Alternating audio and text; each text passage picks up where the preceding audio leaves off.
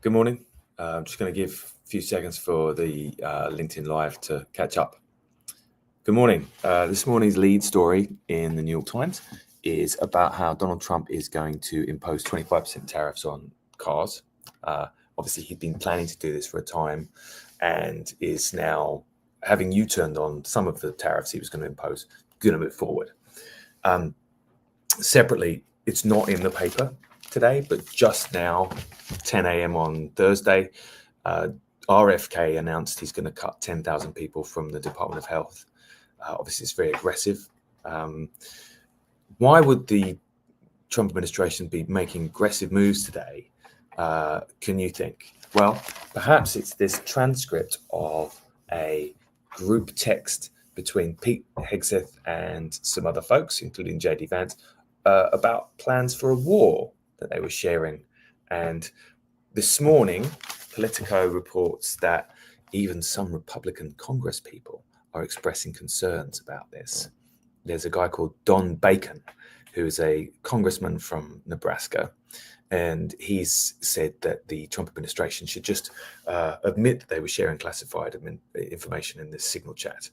Yesterday, the director of national intelligence said that precise operational issues were not part of the conversation. She said that to Congress. Obviously, that's a lie if you read the transcript. The really sick part of this is this stuff about Godspeed to our warriors and his "I'll say a prayer for victory." J.D. Vance. You don't need to pray for victory, mate, when you're bombing Muslims in foreign countries. Technology they've never even seen. You just need to hit the button. This kind of weird Christian war stuff makes me feel pretty ill. So, given that the Trump administration is trying to distract us from this by doing this and also firing 10,000 people from a department that is responsible for the health of the country, what could go wrong? Well, they have spoken to some analysts of these tariffs, and the president insists that by imposing these tariffs on foreign automakers, he will stimulate domestic auto production and obviously the economy. The trouble is that the stock markets were down fairly significantly yesterday on the news of these tariffs going in, and analysts actually say that because cars are going to get so much more expensive as a result of these tariffs, what will actually happen is that auto production will probably go down by about 30%. So what you've got here is a man backed into a corner, being aggressive, doing something hugely destructive to the American economy, which is likely to cause considerable harm to you and me and everyone else who wants a job on a reasonably reliable economy. Why would they do this? What's the point? Well, I don't think they've got any better ideas. That's genuinely my view. They came up with some ideas. Now they're having the ideas and they have to see the consequences through.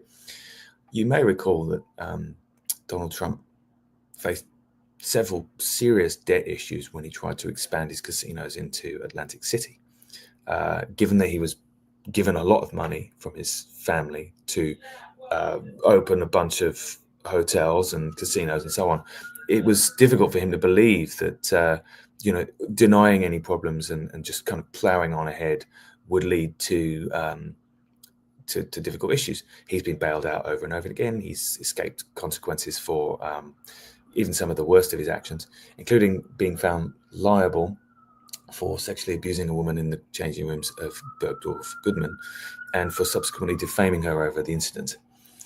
That's very careful, the way I've expressed that, because as we know, it is not appropriate to call Donald Trump a rapist based on the accounts, and legally he is backlashed against anyone who does because he has lawyers. Now, how do I feel about all this? Well, it's a bit of a poopy show, would be my read on the front page this morning.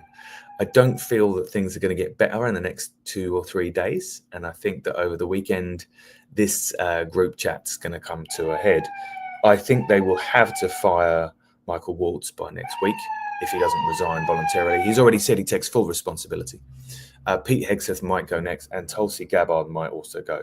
Trouble is, Donald Trump doesn't want to fire anyone incompetent because then looks like he's incompetent. And of course, he's fully competent. Thank you for reading the newspaper with me so that you don't have to. I appreciate you. And please do feel free to share this with anyone who you think might enjoy it. I tell you, I'm going to miss all this when they're gone. What about you?